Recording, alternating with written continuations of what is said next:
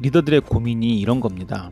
어떻게 하면 파트너들에게 이 사업에 대한 자부심을 갖게 할 수 있을까? 네트워크 마케팅의 역사를 보면 이게 서양에서 시작됐잖아요. 정확하게 얘기하면 미국에서 시작이 됐습니다. 그런데 이것이 한국에 넘어오면서 문화적인 충격, 충돌, 차이 이런 것들 때문에 어려워하는 경우가 많습니다. 그래서 오늘은 동양과 서양의 근본적인 차이를 한번 알아보고 그 차이 안에서 우리가 어떻게 하면 이 사업을 잘 해나갈 수 있을까, 그리고 파트너들에게 어떻게 하면 자부심을 느끼게 할 수 있을까를 고민해보는 시간을 갖도록 하겠습니다.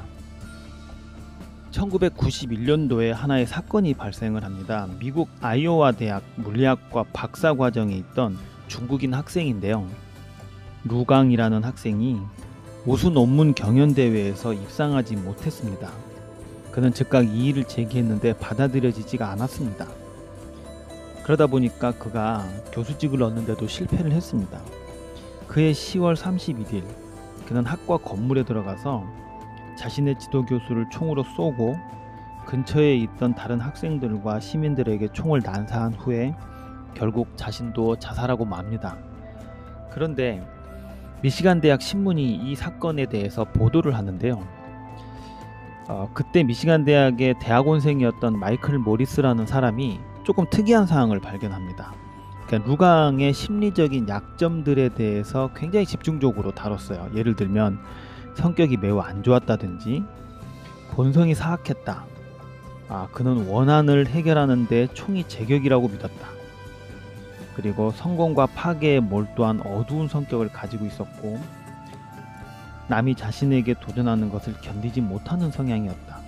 이런 지극히 개인적인 사항들을 많이 부각을 시켰습니다. 그런데 중국 신문에서는 조금 다르게 이 사건을 다루었습니다. 개인적인 성향에 맞추는 것이 아니라 생활 환경에 대해서 초점을 맞춰서 루강에 대한 인간관계, 예를 들면 지도 교수와의 불화가 있었다든지 학교 내에서의 치열한 경쟁 이런 거에 대해서 얘기를 했고, 중국인 커뮤니티와의 단절된 생활, 그리고 총기 구입이 쉬운 환경 이런 것들에 대해서 많이 분석을 했습니다.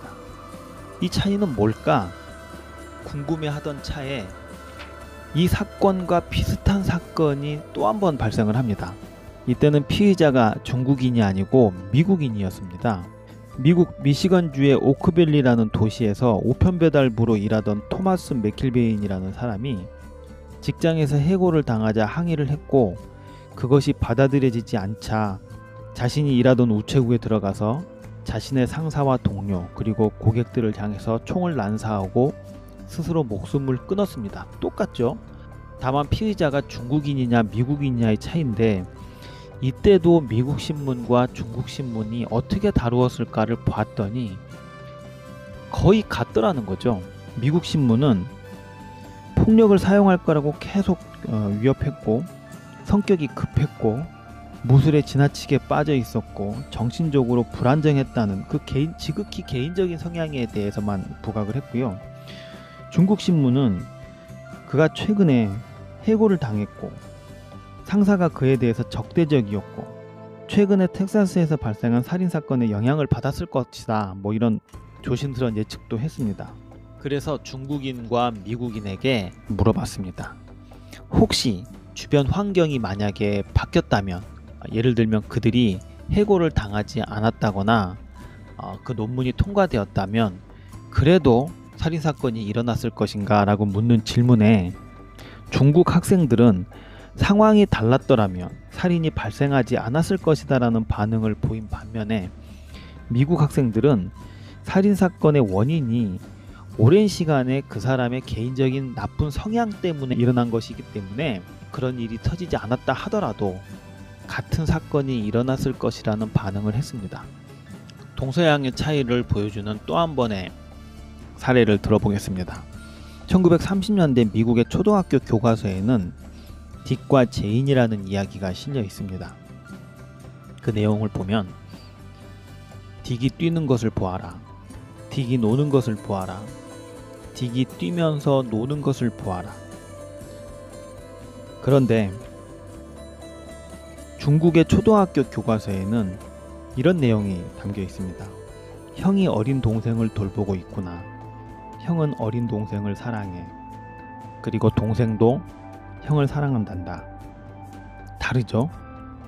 독립된 개인의 개별적인 행동이 아니고 개인과 주변 인물 간의 관계를 부각시키고 있는 내용입니다. 당신 자신에 대해서 말해보세요 라고 얘기하면 여러분들은 어떻게 대답할 것 같으세요?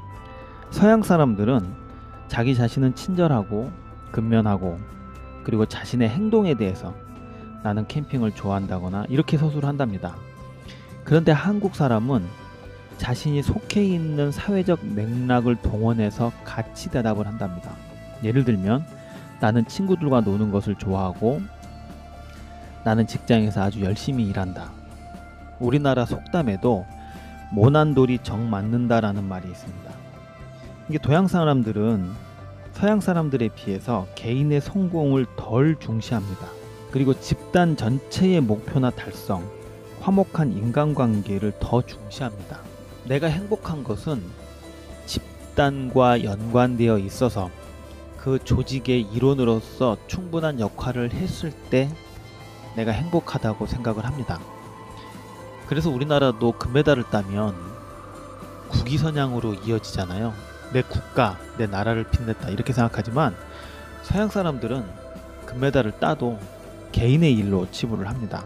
이런 재밌는 실험도 했네요. 사회심리학자인 김희정과 헤이즐 마커스는 사람들에게 여러 대상의 그림을 보여주고 그 중에 한 사물을 선택하게 하는 그런 연구를 했답니다.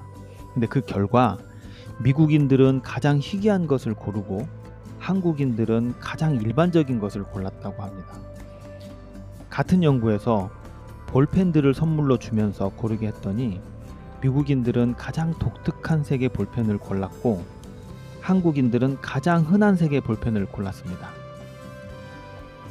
여기서 보듯이 미국인들은 항상 남의 눈에 띄고 싶어하고 영웅을 바라는 거죠. 한국인들은 늘 남들 정도만 되고 싶어 합니다. 동양에는 논쟁의 전통이 없습니다. 이러한 사실들은 정치적으로 매우 중요한 점을 시사하는데 한국에서 북한에 대해서 자유롭게 얘기하는 것을 금지시켰죠, 지금까지. 그거 자유롭게 얘기하게 된 거는 최근의 일입니다. 근데 이것은 서양 사람들의 관점에서 보면 굉장히 이해하기 힘든 일이라고 해요. 왜냐하면 한국은 지난 40여 년 동안 세계에서 가장 뛰어난 경제적 성장을 이루었기 때문에 북한과 비교를 하면 그 자체로서 한국이 돋보인다는 거죠. 한국인한테는 그것이 옳은 주장이 되고 결국 승리할 것이다 이렇게 결론을 내렸어요. 그런데 왜 한국 정부는 지금까지 북한에 대해서 얘기하는 것을 금지시켰을까요? 북한을 자극하지 않기 위해서입니다. 동양에서는 분쟁을 해결할 때 논쟁을 잘 벌이지 않습니다. 대개 어떤 두 사람이 싸움이 난다거나 갈등이 생기면 제3자가 나서게 되는데 이때도 누가 옳고 누가 그르다는 것을 판단하는 게 아니라 이 중재자는 두 당사자 간의 적대감과 갈등을 완화시키는 역할을 합니다. 그래서 서로 화해하게끔 하는 거죠. 서양은 안 그렇죠. 미국 같은 경우도 거의 고소 고발의 나라라고 할 정도로 소송의 나라라고 할 정도로 논쟁하기를 좋아합니다. 자, 지금까지 논의를 요약해 보자면 동양인과 서양인 사이에는 아주 큰 심리적인 차이가 존재합니다. 동양인들은 상호 의존적인 사회에서 살기 때문에 자기를 전체의 일부분으로 생각하지만 서양 사람들은 독립적인 사회에서 살기 때문에 자기를 전체적으로부터 독립된 존재로 봅니다. 동양인들에게 있어서 성공과 성취란 자신이 속한 집단의 영광을 의미합니다. 하지만 서양인들에게 있어서 그것은 개인의 업적을 의미하죠. 동양인들은 인간관계 속에서 조화롭게 적응하기를 원하는데요. 서양 사람들은 개성을 중시하기 때문에 자신을 긍정적으로 보려고 노력합니다. 동양 사람들은 타인의 감정에 민감하게 반응하지만 서양 사람들은 자기 자신에게 충실합니다.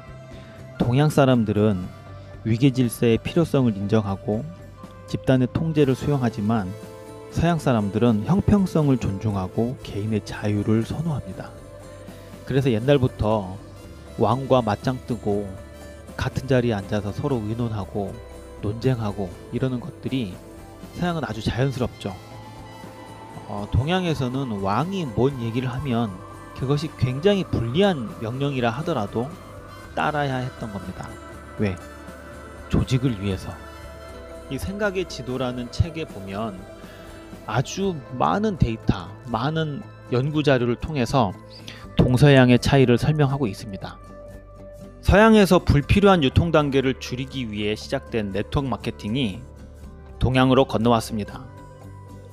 이것을 미국에서는 인디펜던트 비즈니스 오너, 즉 독립적인 자영사업자라고 명명하면서 시스템을 만들었는데 이것 또한 미국에서 만들어졌습니다. 한국은 이것을 여과 없이 받아들이다 보니까 사업을 시작하는 사람들을 처음부터 사장님이라고 부르는 손발이 오그라드는 상황이 만들어졌습니다. 제가 이 업계에 입문할 때 가장 어색하고 쪽팔리는 용어가 바로 그 사장님이라는 호칭이었고 가장 많은 크레임도 바로 그 사장님 소리 좀 안 했으면 좋겠다는 것이었습니다. 그래도 꿋꿋하게 지금까지 부르고 있죠. 그러다 보니 바깥 세상 사람들에게 조롱거리가 되어 이 사업에 대한 부정적인 이미지를 심어주는데 한몫했습니다. 독특하고 개인적인 성향이 강한 미국에서는 이 사업을 말 그대로 사업으로 받아들여서 이 사업을 거절하더라도 감정적인 상처가 그닥 크지 않습니다. 그저 저 사람은 좀 이상한 사업을 하고 있고 나에게도 제안이 들어왔는데 내 성향이 아니라서 거절했다. 뭐 그 정도입니다.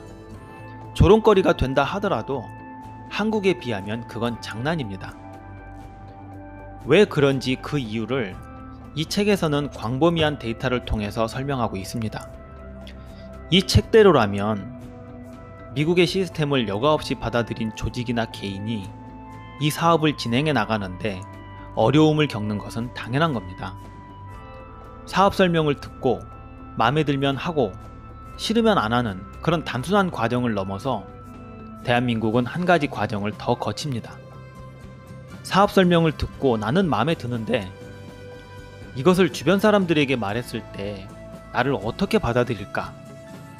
이런 아주 중요한 숙제가 남는 거죠. 그러다 보니 미국에서는 거절을 즐기라고 말하지만 우리는 거절을 즐길 수만은 없는 상황이 되어버린 거죠. 대부분의 사업자들이 이 과정을 간과합니다. 그러다 보니 권장하지는 않지만 자연스럽게 이 사업을 접하게 되는 과정이 생겨나는데 그것이 바로 제품 체험을 통해서 사업에 뛰어드는 겁니다. 다단계라면 정말 싫었는데 가족들이 이런 걸 해서 엄청 말아먹어서 정말 싫어했는데 아주 경멸했는데 우연한 기회에 다단계 제품을 섭취하고 무엇을 해도 해결이 안 되던 고질적인 증상을 해결한 경우입니다. 그러면서 이 사업의 비전에 눈을 뜨게 되는 경우죠. 이 정도 제품이면 사람들에게 권해도 욕은 먹지 않겠다.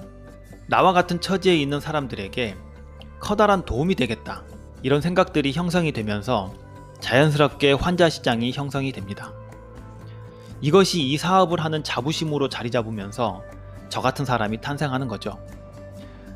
서양과 동양이 다른 것처럼 우리도 제품이 아닌 보상을 정확하게 분석해서 이 정도 보상 플랜이면 사람들에게 권해도 욕은 먹지 않겠다. 나처럼 야망은 있지만 날개가 꺾인 사람들에게 커다란 도움이 되겠다.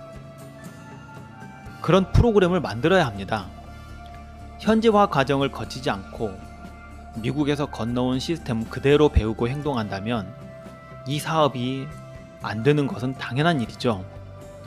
타고난 리더가 성공한 케이스를 보고 일반화시키는 오류를 저지르지 않길 바랍니다.